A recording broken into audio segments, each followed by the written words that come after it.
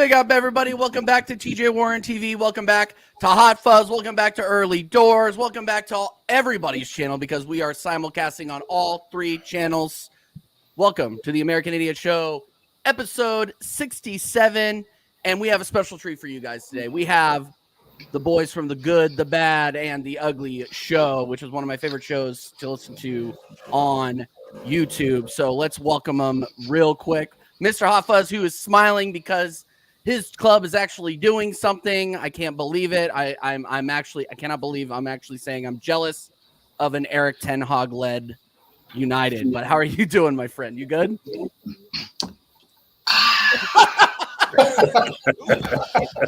Life just hits different when your beloved club is moving money. It ain't even making it rain. It isn't even making it rain. It's actually using the money it has quite smart. But it's a complete 180 to what we're used to. You know, summer, January mediocrity by a bunch of unqualified people. You go from that, a bunch of bankers trying to figure out how to run a football club, to the best in the business. You know, we're getting withdrawal symptoms from mediocrity here. Yeah. Well, the season hasn't started quite yet, so we'll see. Don't forget who your manager is. No, you know, all the offense. I mean, no, I'm just kidding. Well, no, welcome to the show, man. And then, of course, making a triumphant return. It's been a while, but Tony, Early Doors TV, how you doing, man?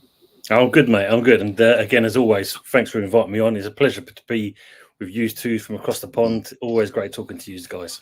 Yeah, absolutely. And then, of course, Anthony, my guy, the Arsenal fan in The Good and the Bad, the Ugly. How are you feeling, my friend? I'm not too bad, TJ. Not too bad. Whatever you do, do not listen to these guys. I had so much shit on Wednesday night where we didn't sign anybody. It was unreal. I had nothing to say. I literally have nothing to say at all. All these two was talking about their transfers. I just might as well sat here with me popcorn and just listening to them two on Wednesday night. That was how bad it was. Yeah. But listen, it's great to be on the American Idiot Show. We're the United Kingdom idiots, so so it's going to be fun. Yeah, absolutely. It'll absolutely be fun. And then, of course, speaking of the coolest guy on the panel, we got Dal Oregon Goon. Coming to you live straight from Portland. How are you doing? Melting. I feel for every of my friends in the UK. It's hot here, it's hot there, it's hot everywhere. And shout out to Fuzz taking wardrobe tips. Love it. Shout out Jason Carter. Thanks for the follow. Saw you earlier, obviously, in Jazz and Yeti show.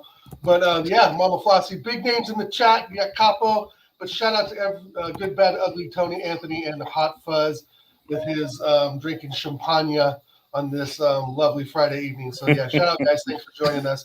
And let's dive into it, TJ. Yeah, absolutely. Big up to the legends in the chat. Make sure that you are hitting the like button and the subscribe button if you haven't already on all three channels. Excellent content for West Ham, obviously, for Early Doors. Man United over there on Hot Fuzz's channel. And then, of course, you are here for the American Arsenal show on TJ Warren TV, of course. So let's dive into it. One thing that Dal wanted to talk about, and then obviously Anthony alluded to, is the complete lack of transfer news for Arsenal. And look, I talked about this on my show a couple of times, and I want to get your guys' thoughts on it. As you know, as much as I think, the third string goalkeeper from Ajax is going to make a huge impact on Arsenal this season, I am a little bit disappointed with the lack of targets. Obviously, we got the Calafiori saga, if you want to call it that, going on. But yeah, I mean, I'll go to Anthony first. I mean, what do you think the holdup is? Obviously, Mikel Arteta has come out over and over and over again and said, "Hey, we're trying to improve the club. Where we lack depth," and I haven't seen anything so far. No, you're absolutely right, TJ. I think, to be honest with you, this is one of the worst transfer windows that Arsenal's had at the minute. I mean, don't get me wrong, we've just had the Euros, and obviously through the Euros, and now we finished the Euros, you would expect it to be transfers at least. I know we were going to get Rowe, because obviously we signed him on that £3 million loan deal.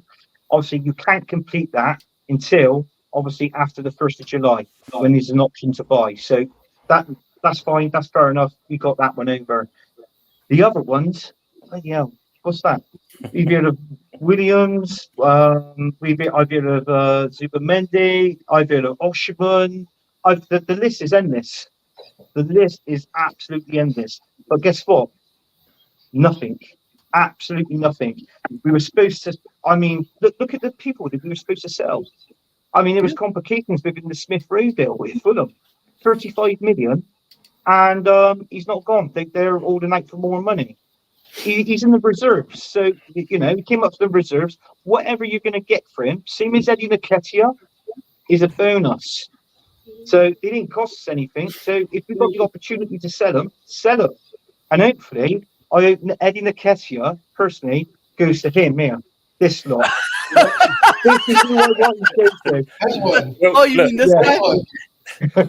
we put an offer in Anthony. I keep telling you, we put an offer in for Nketiah, 49.9 million plus 50 pence, and you fuckers turned it down. What can I say?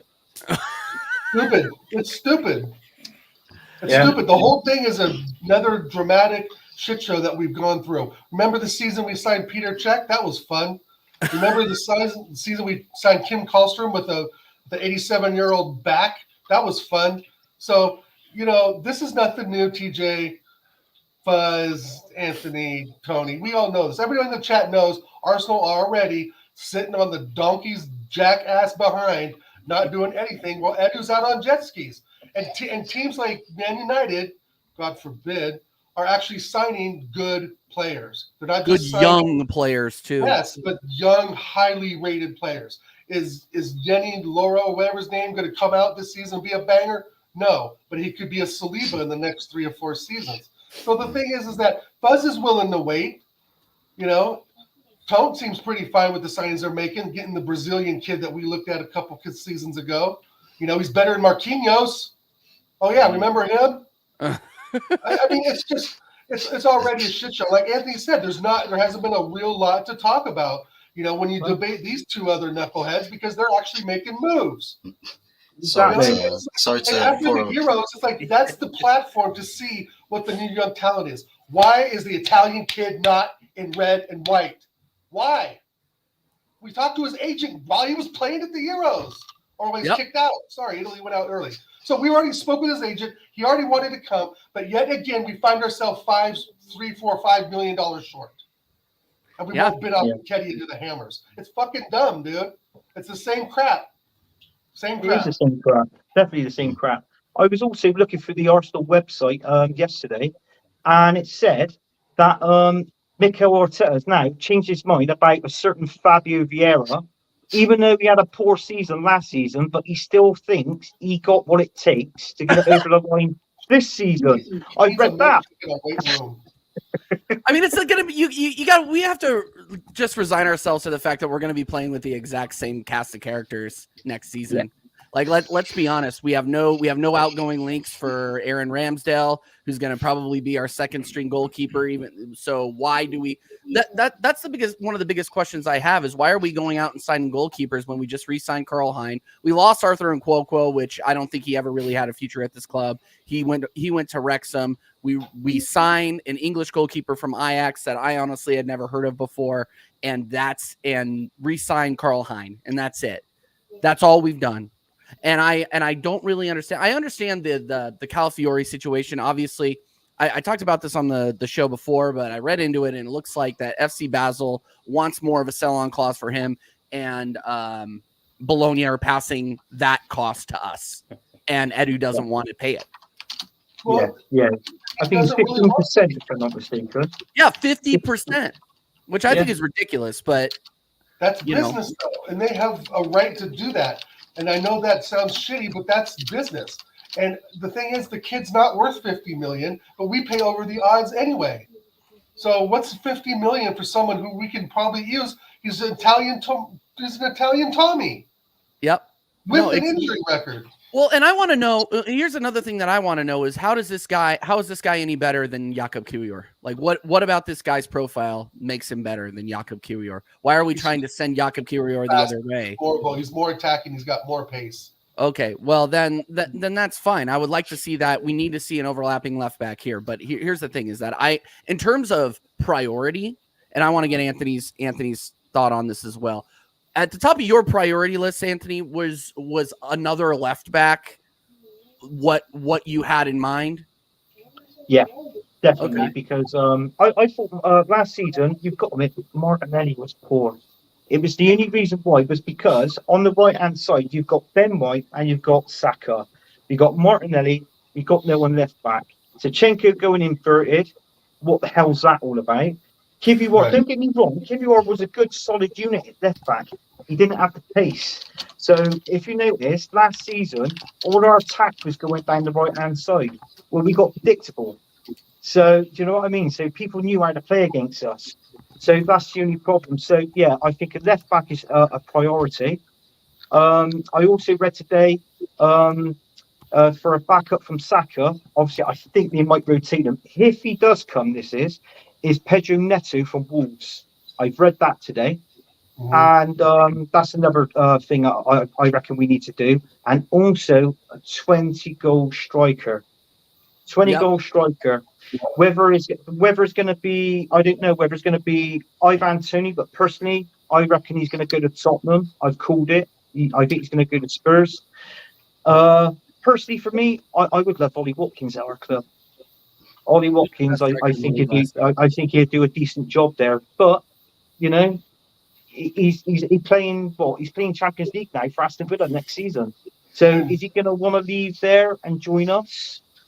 And his value went up after the Euro goal, right? I mean, it did, yeah. It went up to 100 mil. It was 75 million before the Euros. Yeah. Say again. So what's that? Anthony? Say that again. No, where you said? What did you say, Anthony? What'd you say? What'd you say last? Sorry, bud. Oh, sorry. It was. Ollie Watkins was 75 million before the Euros started. Now the Euros is finished. Right, it's now from 75 million. It's gone up to around about 100 million. And we're not buying Ollie. We're not buying. Guys, we're not buying a striker. Okay, I think Kai Havertz did just enough for us not to be prioritizing that at this point. And and you hear through the rumor mill again, and I want to get Dow's on this, and then we'll go to Fuzz and Mr. Tony here. Is why is that? Why is Kai Havertz good enough, and why are we hanging on to the likes of injury-ridden Partey and Emil Smith-Rowe, who won't get a sniff in this club? Well, I think we're hanging on to Partey because possibly the Saudi links have fallen through. Yeah. Possibly any links to any club have fallen through for Thomas Partey. I don't think he's on anyone's list as a priority signing. I think he's a great player, and I don't mind having him for one more season as much as I thought he'd be gone already. If we get one more season out of him, I'm not going to completely object to that, even though, Zubameni, this Marino guy we're looking at, I think would be a really good fit as well. We all know Jorginho can't go 3 or 4 games straight. And Thomas Partey knows the Arteta system, right? He's key to the system. So I don't see him staying at one more season without any real suitors as a bad thing. However, with that 20-goal striker, where does that put Havertz, guys? And I've said it, stream after stream after stream. It puts Havertz at left mid. Yep. And that just goes along exactly with what Anthony's saying. You have Zinni, Havertz, and Martinelli on the left, and that is just too weak. And Anthony's 1,000% right. The Zinni Martinelli thing does not work. It worked well 2 seasons ago, and obviously he came in second for the first time in a while, but that was long ago. That Martinelli had 15 goals. He had 5 or 6 last season. So, I think I've said it before, TJ, and you know this. I mean, I'm repeating myself. That left side is very weak with Zinni in there. And we get that striker, he's sure as hell going to move Havertz to the left mid.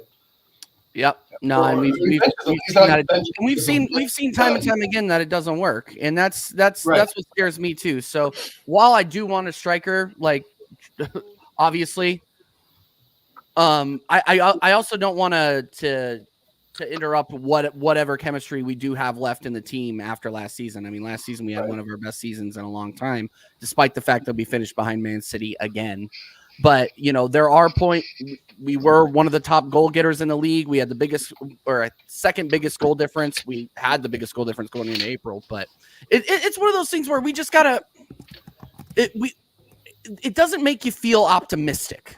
That's all I'm going to say about it. If we sold some of these players, had some money in the transfer budget, put it in the kitty, and make things happen. But we're not selling anyone, or we would have money. We would have money and get around these, these EPL financial rules because we'd have some money to spend, and they would look at that and say, "Okay, you're doing what you're supposed to. You're supposed to sell players to buy new ones. That's the way it works." But the issue is, and you guys all know, that we're not selling anyone, and we're not bidding Eddie and Ketty up to West Ham for 49 mil. We're holding out for what Tony say? Another million or something, or half a mil? It's stupid. It's stupid. Like that half a mil is going to go anywhere, but the ownership's pocket anyway. So it's just Edu not knowing the European market well enough. He knows the Brazilian squad. He knows Brazilian teams. I'll give him that. He knows these little young gems. But again, Marquinhos has turned out to be shit. So I'm just, right? The kid at Norwich. The guy who scored a goal against PSV in their Europa League cried, and then we never saw him again. And Oshiman's already – Oshiman to PSV is a done deal. That's like pretty much a done deal I read the other day. It was Oshiman and someone else going to PSG because what's his name? Lukaku's now at Napoli. So – we've missed out on Oshiman. I know a lot of people didn't rate him, but to me, he was definitely in the top 3 choices.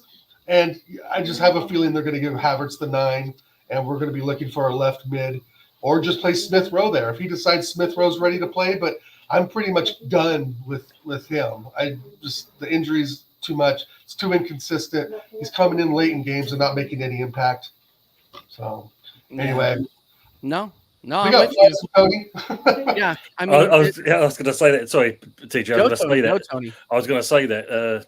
Dow, me and Fuzz just kind of leaning back and let's just hear these other three. Anthony's doom and gloom from Wednesday is carried over into this show as well. I can just see we're just the mediators. We're just the mediators for this AA session, right? You realise you could have got me right here on Wednesday, right here. The pain's still there. That's all I'm saying. It's all love, my friend. All love. I can still see the tear streaks. Love with wings, Anthony. Look, love with wings. All right, so Fuzzy, I want to ask you about this. Lenny Euro was linked heavily to Real Madrid. You guys go in there and steal him. 18-year-old looking to be, he says world-class potential is what everybody's saying. World-class potential for this guy. Lille give him up for 62 million. And they're saying that he could be playing next to Saliba in a couple of years. What do you think? Are you got to be excited. I mean, come on. You got like 5 years on this guy? He's a 5-year deal. It's what I'd probably label a sandbox player. Like you can morph him into absolutely anything, depending on what Man United do in terms of player development, because he's got the capabilities to turn into absolutely anybody, which is a joy to have at your disposal. And not just that, but you get to exert that prospect with him being in and around first team football. Because if you're saying, he goes off to Real Madrid, the prospect there is that you're at Real Madrid. You're at the biggest club on the planet, the most biggest trophy accumulation out of any club on the planet. You're there to just win trophies, but whether you're the star of the show or not, doesn't matter. Man United could offer him something right now that Real Madrid couldn't, which is guarantee to play a lot more likely to attain experience, but also player development by playing games in the Premier League. Probably a better wage as well than what Real Madrid were prepared to offer him. And I think that's obviously a bit of a sweetener. But I think it's just the way in which we probably communicated to the player and his entourage. Because it's easy to say, come to Man United because of Man United. I think there's a genuine ambition where the guys that we've got go out there to have these conversations with the likes of Lenny Yoro and other players like that, and they genuinely say that the ambition for Manchester United is not just like, oh, we'll grow your profile as a player, but we aim to do what Real Madrid is. We to be what Real Madrid is. We aim to do what they do. That's ultimately what Manchester United, symbolizes. That's what we're meant to be. We believe that you're a key factor in kickstarting that. It might be a journey, but you're pivotal to that. So from a player standpoint, you think, well, it's Manchester United, irrespective of whether it's, winning trophies or not. So again, that can still have pull. But then it's the prospect of knowing the project you're going into and what the club upstairs are doing, because that's something that can captivate you to go to make the jump to a club. So I see it a lot. Rival fans are upset. Oh, look at them spending this much money on an 18-year-old. But Manchester United have essentially decided, well, it's going to be packaged about a £62 million deal overall, but it's paid across several years. Yeah, it's structured. So actually, this summer, right here, right now, we've probably paid somewhere in the regions. Not to mention the £62 million is package. It's actually about 44, 46 million pound. For the player outright minus the add-ons. So actually, spread that across 4 years. Probably about £12 million we paid for him this summer for an 18-year-old to morph him into something. And if he does well, 3 years from now, Real Madrid will buy him. Yeah, I know. Hey, thanks for the big profit. double the price too. And here's the thing. And this kid is special. He was nominated for Young Player of the Year. Didn't win it, but Young Player of the Year, and made the team 11 for the French league. He's 18 years old. That's a huge get. And honestly, I'm jealous. But my question for you though, Fuzzy, and then I'll let you guys go, because I feel like I'm asking a lot of the questions here. Do you trust your manager, who cannot seem to score goals, or defend them, to be totally frank, to develop this talent? Like, you guys are pulling in all these guys, but you guys are still under this leadership that was heavily criticized, to say the least, last season. I think the dinner plate for Ten Hag, I'll say it like this: the dinner plate for Ten Hag now is a lot less crowded than it was before when we come to responsibility.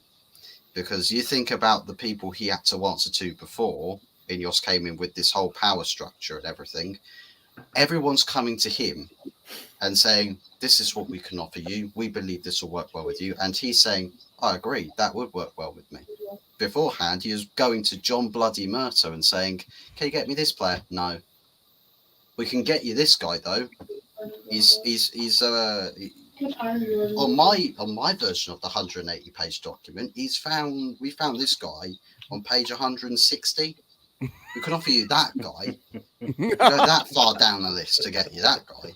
So essentially, there's less pressure to have to manage everything, and it's more focus on the team, but the pressure is still there in a different form that he has to deliver. So whether there's an incentive there that he has to play or have a different approach to play style, which might suggest that by the way in which he's gone out to get new coaching staff, that he's going to try and switch things up a bit. Now, whether that works out, we'll have to see. But the thing is whether I trust the manager or not, it sort of takes a bit of a back seat when I can say, well, I trust Ineos. If it doesn't work, goodbye Ten Hag, he'll be gone like that. Mm-hmm. Like, they won't hesitate to pull the trigger. They will say, goodbye, thanks for trying, get somebody else in. I'm still thrown for a loop as to why they kept him. I mean, if you win the FA Cup, do you still think he stays? Sorry, I keep asking questions. I'm genuinely curious to get Man United fans' opinions on this guy. If he didn't win the FA Cup, if he didn't win the FA Cup, then I think he would have been gone. And the thing is for me, that there's some people who would say, well, I still think we can see a better Ten Hag management style. I still think that he can do better. just improve the environment, and he'll feel more incentivized and more committed to doing his own thing rather than needing to shape everything to tick everybody else's boxes. Because that's one thing at Manchester United that's quite prevalent with managers before, is you're doing whatever the club sort of forces you into, and it's like, oh, here we go again. With Ineos, it's sort of like, well, you do what you do best, and if it doesn't work, you'll be gone. So for me, I was sort of in the camp of like, I didn't necessarily care too much whether the manager stayed or go or went. What mattered most to me is that the club and how it behaves, it starts acting more like how a football club should, where the intent's to win trophies and be better than everybody else. So if the manager's not good enough, bye-bye. If the manager is good enough, back him. And they've decided they've said the manager market, we'd have to pay a lot of money to get a better manager in. But I mean, at that time, Gareth Southgate was the name on everyone's lips. So I think they looked at that and thought, what a signing that would have been. Nah, we're happy. We're happy with Ten Hag. We believe, and their words, they believe that he wasn't backed properly since he's been at the club, based off of their review. Yeah. And what everybody said, because they spent a little bit of time doing that review, so they know it from the inside out that the manager wasn't properly backed by the previous regime, so they want to give him that clean slate, but the time frame he's got to prove it is a little bit more cutthroat because he's already been here for a bit of time beforehand. So I'm optimistic whichever way it goes with the manager. I'm optimistic that if it doesn't work with Ten Hag, there's another manager out there that ultimately we can just continue to ascend. Or Van Nistelrooy is right there. He's just right there if you guys need him. And Rene Hake as well. Yeah. Similar ideology. Both of those are first team managers. Ask Anthony what he thinks about Van Nistelrooy. Ask Jez what he thinks about Van Nistelrooy. I think Londoner and Manic. Yeah, I was gonna say this. I like having my YouTube channel. I think it'll get taken down if I ask Chaz that question. No, but Tony, let's switch over to West Ham real quick, and then we'll just open it up to whatever. Lopetegui, you guys are moving in the transfer market. I mean, how are you feeling about your prospects coming up? Obviously, David Moyes is gone. You got Lopetegui. Are you feeling confident? Are you feeling optimistic? Where are you at on West Ham right now? I'm still kind of dreary out with Lopetegui. I think we've got to see where we're going to go with this this new process with this new manager coming in. But I mean, they're backing him. We've signed 3 players so far. Obviously Gilhern, Fodringham, and obviously Kilman. But at the same point now, obviously there's the Wan-Bissaka deal. It looks like that could be making some movement. We obviously have had this agreement with Todibo, but obviously he wants to go to Juve. But there's, I think Juve are not willing to pay the price. So that's very much in the air. But of course, Newcastle have now thrown their hat in the ring with that player. So we've got to see what's going to happen there. Your guy, Nelson, we bypassed. We went, we went for the earlier ends, NE and not NK. So we've gone for the Nelson instead of the Nketiah. Nice to clear that up for us. Absolutely. We'll just throw both of them in there. Yeah, just a 2-for-1 package. 2-for-1 deal, baby. You can only have Bogo, one. buy one, get one. You have to move on to the next letter. Can you buy the Milky Bar kid whilst you're at it? But the main thing is, if you look at it, the one thing that you've got to give the club credit for, they actually are backing this manager, and we're doing it early. We've done it earlier than most clubs did, especially with Gilhern. We got that one in before the Euros even kicked off. So that's brilliant in that respects. 18-year-old wonder kid. So it's looking good for us in that respects. Yep. I mean, Anthony said it looks like it probably will be that club, but the 2 London clubs that are in the hat for Tony is West Ham and Spuds, but I think Spuds going to get that one over the line. And the recent one that's been thrown in the ring is N'Golo Kante. I saw that. What? Interesting. Apparently, You think it's he'd quite come back? well. It's quite genuine. He wants to come back to London. He does want to come back to London. The problem is, though, with the Saudi league, it's not as that easy to sell a player on because apparently the money you make goes to the ministry. You hardly see anything of that. Then, of course, then there's the wages. I think he's on like £500,000 a week, but there's a way of getting around that. So I can't see West Ham paying that money. But at the same point, I think if you look at it, if we can get that one done, I mean, he did well in the Euros. So that'd be where we're fitting with our current setup. It'll be interesting to see in that respects. But no, I'm pleased with the way the business is going. And I've seen Steve Cox's comment. Yeah, I'm on board, Steve. I am on board with it. It's just a case of. I think when I said that, it's bring it on. You know the song all together now. Nice song. But I think it's a fact of because obviously Lopetegui's history, what he's done what he did with Wolves, what he did. Of course, then there's that link up between Spain and the Real Madrid situation that went on. It's one of those. I mean, but. We played our first friendly. We drew 2-2. He was quite pleased with the progress in that. So yeah, it's good. Hope But the main thing is, as you said, Man United and West Ham are buying players and doing some business. Yeah, I know. Are you happy about the Wan-Bissaka links? Yeah, we need a replacement now. That's for sure. Yeah. I think he's ambitious to come back as well. I did hear. I saw a thing today which did make me laugh. In the fact of. Yeah, you can have Wan-Bissaka and we'll have Alvarez plus some money coming. It's like, yeah, okay. Yeah, I'll believe that one when I see it. You don't want to get rid of Alvarez. I like Alvarez. I think Alvarez is a solid player. I see him far too often playing for Mexico, but whenever he's the keystone in Mexico. Yeah. We can't sell him. He's got to stay. He was one of the top players at Ajax. He was their starting CDM for 4-5 seasons. Well, Alvarez is a very good player. I wouldn't mind him at Arsenal. We're not serious about getting sixes now. We don't look at the big picture on players' development and see how well they progress in lower European leagues. No, we go straight for French or 18-year-olds or speaking of going for French players, we don't go for N'Golo Kante, but obviously freaking West Ham can. No, we went for Granit Xhaka in that transfer window, TJ. I know. And I've heard it so many times before, and I still have to laugh at it. What is he, 32, 33, Tone? Right? Perfect. Chelsea. He's 33. He's 33, yeah. But with the legs of a 28-year-old. I mean, he is a complete athlete, bro. He will do wonders at West Ham. He will keep the ball, he will attack the ball, he will open play, he will make mid to long range passes, he will run like an engine, and that's what teams like West Ham need. They need the bet. I mean, even if he is over a bit of his prime, N'Golo Kante is a difference maker, in my opinion. Yeah, agree on that.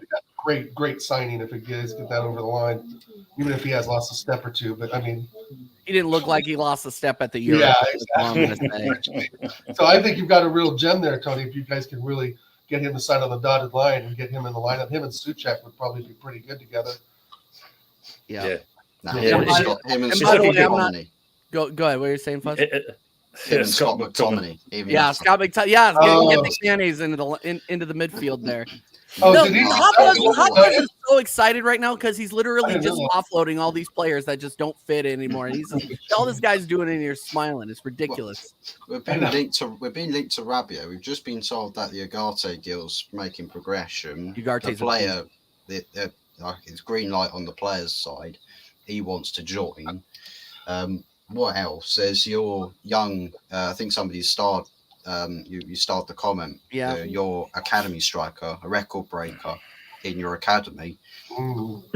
Allegedly went to Carrington. Apparently, that at first was dismissed as not true by an account that sort of has links to United Academy. But now David Ornstein's kind of like doubled down on that by saying, "Well, no, this is what's happened." I don't know whether this is actually true or not, but if it's true, then it's a brilliant acquisition for the academy. It's just I'm And this is again one of my biggest criticisms of Arsenal is us letting our academy players go because we can't fit them into the system, or we don't have a future. We can't guarantee them a future that these other clubs can. It's absolutely infuriating to me, the fact Probably better than Nketiah. No, he's not. No, it's not even probably.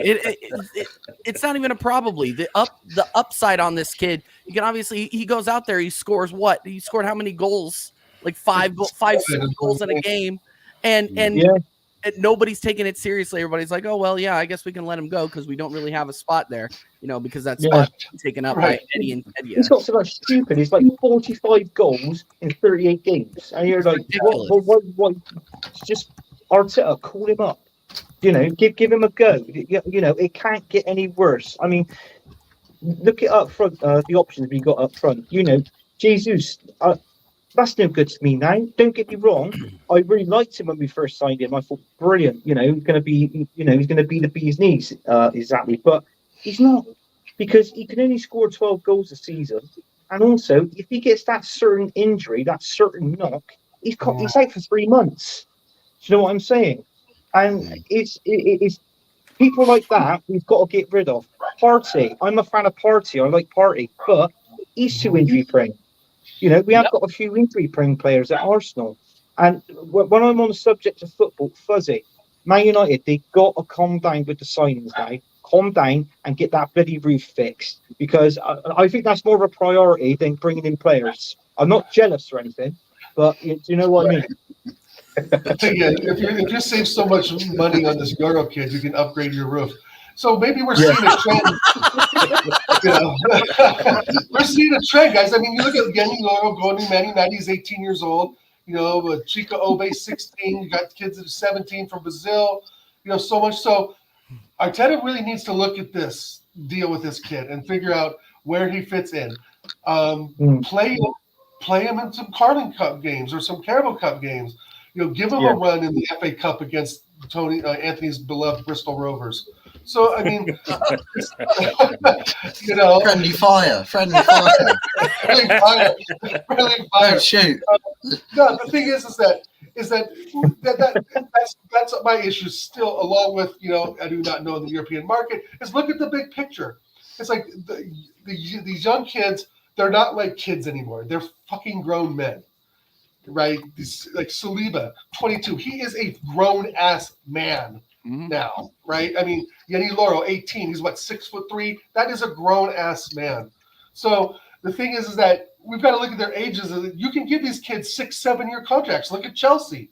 So the fact of the matter is, if you give 5 years to Lenny Loro, whatever his name is, like Buzz saying, you're not only spending $12 million a year for one of the top French defenders in the world right now.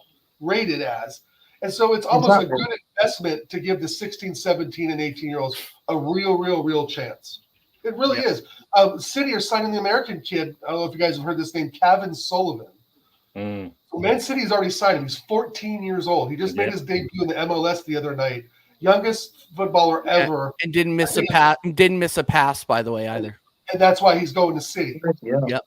Right. So, and City's got Fabio. They're going to get Gumarish probably over the line. I don't know what the deal is. Maybe tell us, Tone, about Paquetá, where he stands with you guys, because I think that's in or out. I don't know what his deal is. So go ahead, Tone. What's going on with Paquetá? Is he going to City or Arsenal or anybody? No, I think he's still. Well, I think there was one point talking going back to Argentina at one stage. By all accounts, though, he can still play the whole season while all this thing's going on with the betting scandal. So he can still play for us. So that's good in that respect. But depends what player we're going to get from that, because obviously, it must obviously affect someone when you've got that overhanging, your head with all this scandal. We'll see. I mean, I don't think City will go in from at this stage with what's been going on, considering they've got 115 charges going on with them as well. I don't think they want to add another one onto that. They need to get that one down first of all. So I think he's just going to remain with us for the probably for the remaining season. So hopefully it'll be all good. Yeah, and actually I want to highlight this one thing again here too, and this is a big theme that we've always talked about here. And big up McChronicle, he always says when Arteta didn't play the academy players in the UCL, dead rubber against PSV is what I'm assuming is what he's talking about here. Instead of the Deadwood academy players saw the light and said, "Yeah, see ya." No, that's one of the biggest criticisms is why is Mo El Neni in? Why is Cedric in? Those players are thankfully now out of the club. Why are they starting in this game? Why is Eddie Nketiah starting up top? Why don't you throw Ethan Nwaneri up there? He looked good against West Ham when in a couple of games before that. Like I don't understand the non focus on the development of our youth players. Unless we're gonna sell them, and we're not really, when we sell them, we don't really sell them for much. So yeah, I just want to throw this out there. Other teams are a lot better at it, better than us at doing that. But it is what it is. As long as Arteta and Edu are in charge, we're fine. Trust the process, guys. Trust the process. Trust the process. We're about to go into phase 5 of the process. I can actually trust my process. My process is swimming in the process. Yeah, you're swimming in the process. Oh my god. I'm gonna remember this, Hot Fuzz. I'm gonna remember this. And then when you guys are in 8th or 9th place in January, then I'm gonna invite you back to the show, and we're gonna see how you're swimming, how those waters are feeling. They'll be feeling quite lukewarm, to be fair. We'll be fine because if we're in 8th place by sort of December time, the club won't be sitting still. They'll be acting. They'll be proactive. They'll be doing something about it. Well, you'd have that song Fuzzy coming over on the Tanneroid at full time when it rains. Justin Timberlake, "Cry Me a River."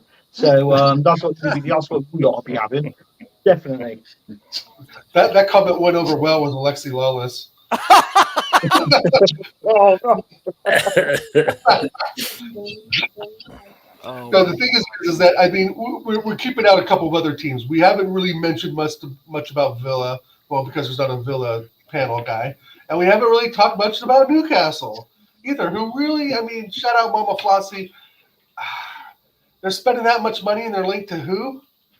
Olenga from Forest, really?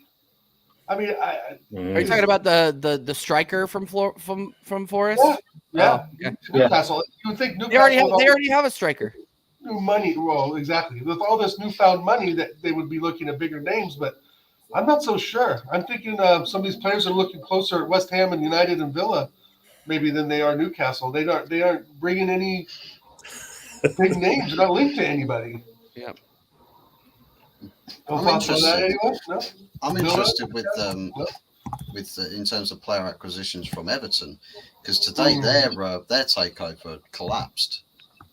So they were going to get a big money injection with new ownership, but they backed out and they're like, "Nah, there's way too much debt there." So their turnover from last year was about 147 million as a club. Their debt that they need to pay off stands in the 660 plus million pounds. So they've got to find some money from somewhere. Man United want Jared Branthwaite. They are saying, "Oh well, we don't have to sell him. 70 million pounds." Well, have a 30 million pound third and final offer, less than any of our other two offers, and suck on them apples, Everton. Down with the Blues. Yeah. So are Everton in danger of dropping points again due to financial fair play? I don't. That's what it sounds like, but I know they sold Onana, so that'll help. But yeah, I don't really know where they stand on FFP per se. I just think with like the debts that they've got, or the certain specific debts. So like Man United, our debts might be more overall, but it's we service those debts and pay it off really, really passively. Everton's ones, I think I don't know if there may be deadlines on those that they have to sort out some of those debts before a certain point. But man, they start on -4 points. Everton and Forest, both of them start on -4, and Leicester City, they start on -10. City start. Leicester City starts at -10. They start on -10. Why even promote them? Right, that's what I'm just thinking. Like, what's the point? they're gonna get relegated. Like that's absolutely ridiculous. So the teams that are coming up are Ipswich, Leicester, and who else? Southampton. Southampton. Okay, who Aaron's Ramsdale's linked to for on loan.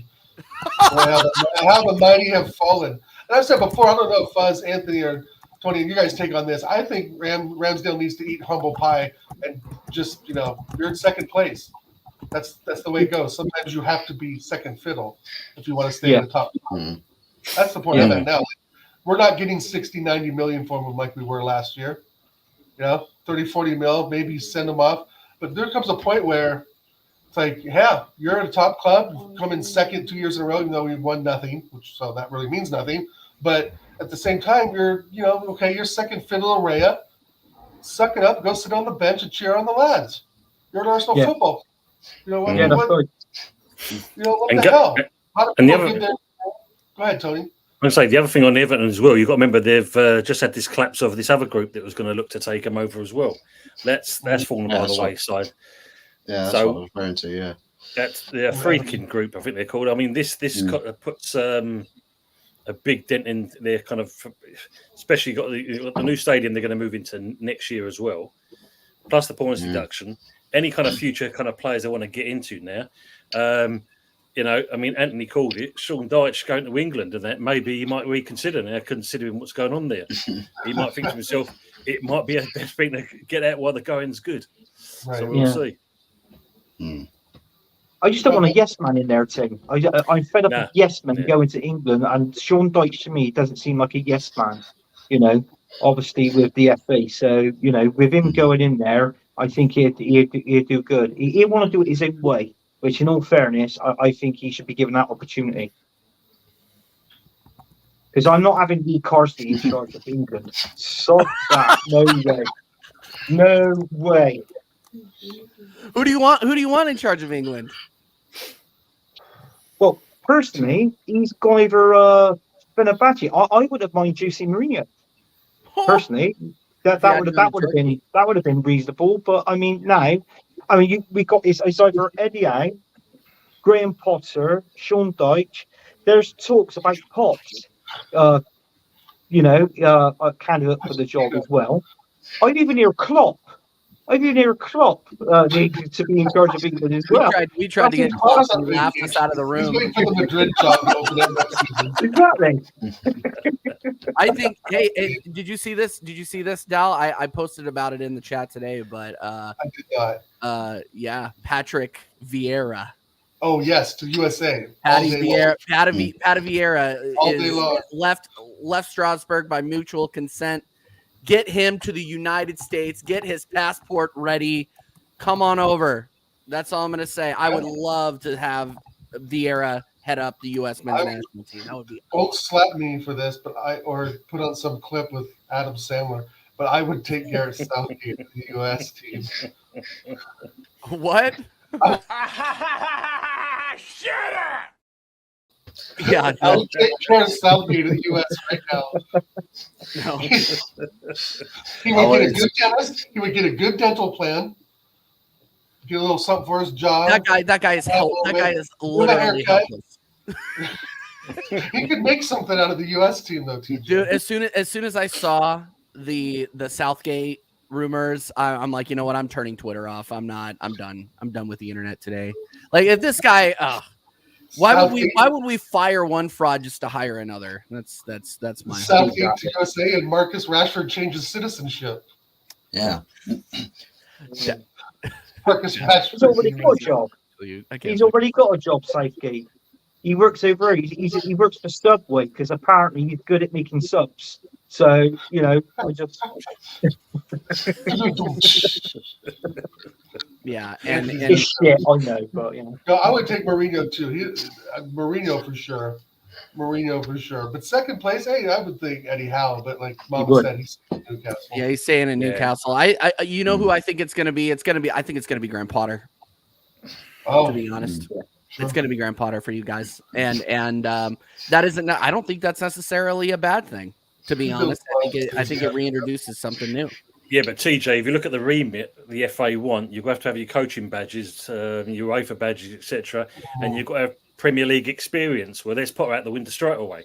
You know, when you look at it, what he did at Chelsea. I mean, how much Premier League experience did Southgate have other than getting Middlesbrough relegated? He plays Well, for England, they finished 12 in his first season. Played. I thought you were talking about managing. No, listen, right? Tony misspoke. He called it you need to have Premier League experience. He was meant to say you need to have Premier League failure. Yeah. Oh, Okay. The more failure there is, the better qualified for the job you are. If that's the case, then Fuzzy, Arteta for the England job. That's the one. For England. Go for it. Go for it. Yes, that's the one. Arteta we trust. Somebody seriously asked me during one of my Q&As if I would take Arteta at the United States men's team. I said absolutely. Absolutely. Yes. Yeah. Absolutely. That's his level. Yeah, no, and get somebody in better at Arsenal. The U.S. men's team or Everton, one of the two. Arteta, take your pick. Yeah, you can do it. You can do it. Or Rangers. I believe it.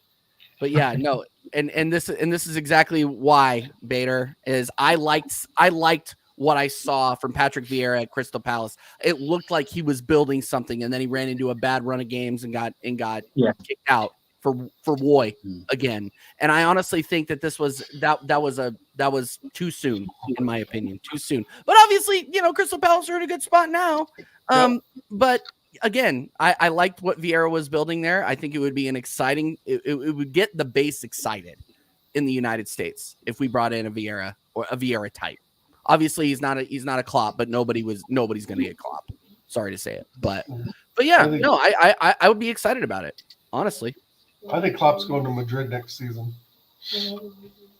You think he's tired, and then they're gonna hire him off Madrid? Not this season, but next season. Yeah, I think Carlos got one more season in Madrid to work with Mbappe, and then Klopp is going to slot right in there.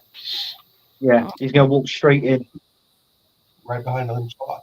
And then that's when we I know I keep saying this, but I'm gonna keep doing it. That's when the United States sends in the SEALs to kidnap. We send in the SEALs. We kidnap Don Carlito, and we promise him the Dutton Ranch. Right? He likes Yellowstone.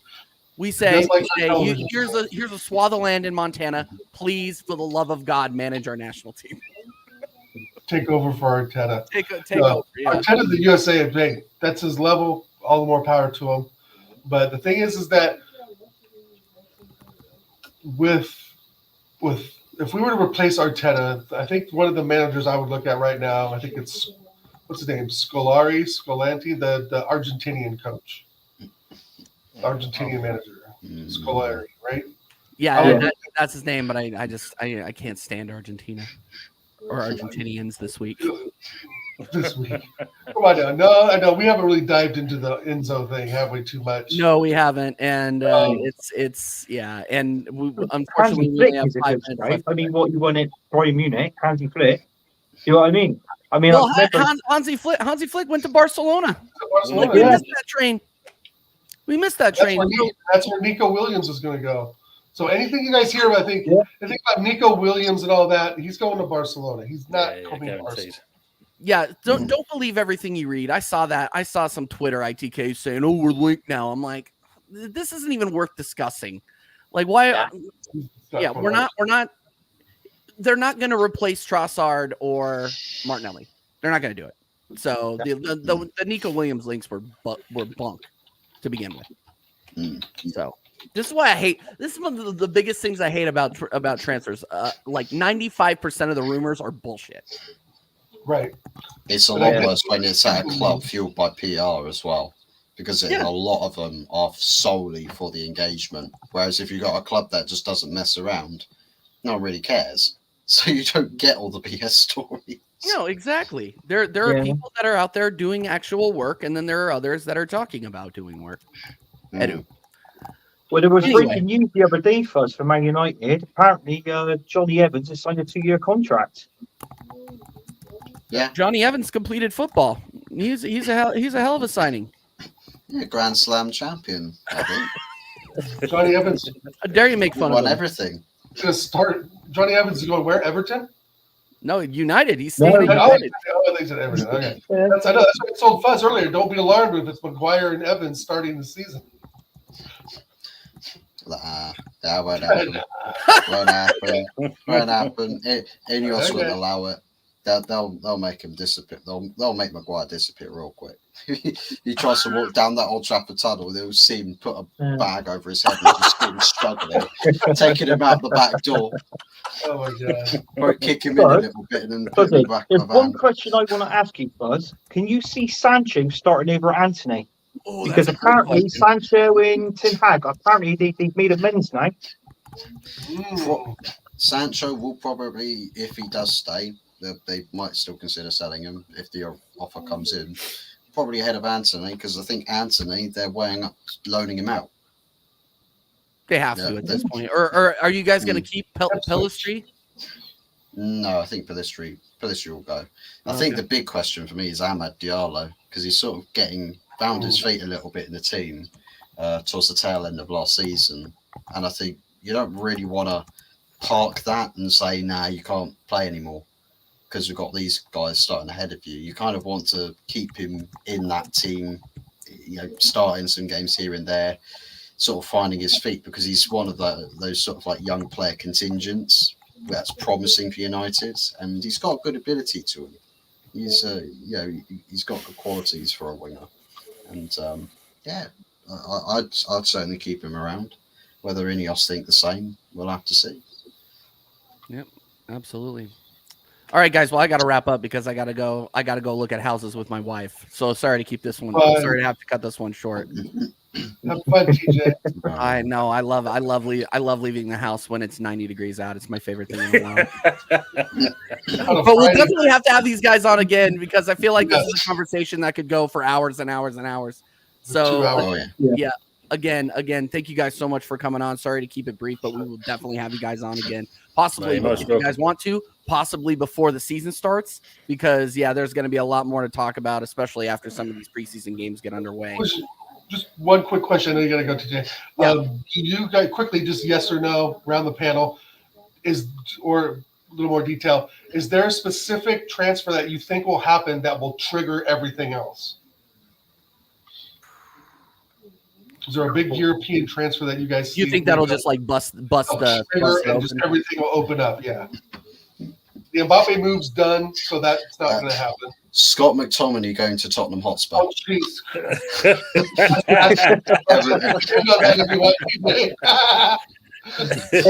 You're going to West Ham.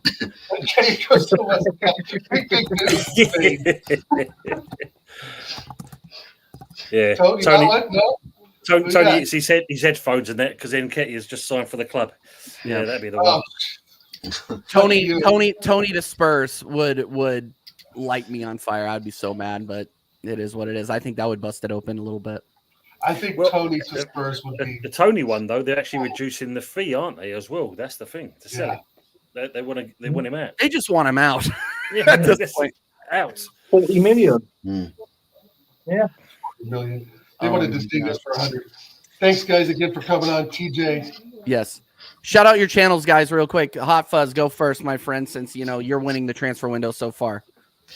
Yeah, we're winning on the pitch, off the pitch, everywhere, on YouTube, off YouTube, and all walks of life at the moment. The only thing that's not quite winning at the moment is my passing, according to some YouTube accounts out there. That's sort of degrading like Old Trafford roof, but it is what it is. Leakages up there, then leakages over in Manchester. But find me on Hotbuzz44. Of course, one of the locations where I'm streaming this show from. If you are watching on my end, the links to all the existing channels for everybody on the panel will feature in the description. So do be sure to spread the love, subscribe to everybody. We're on 202 now, so an extra subscriber today. So big ups to whoever that was. Big thank yous for that. And of course, Mama Flossie dropping the link there for all of the channels there to engage with. Once again, thank you very much for the invitation. Big ups to everybody. And yeah, hopefully we can get a part 2 to this sometime in the near future. Yeah, absolutely. Tony, shout yourself out, my friend. Thanks again. And that AI was absolutely ridiculous. You got to realize it was 5:30 in the morning when I saw that here in the US, and I was just like scared me awake. I was like, You're most welcome, mate. I can do another one for you, not a problem at all.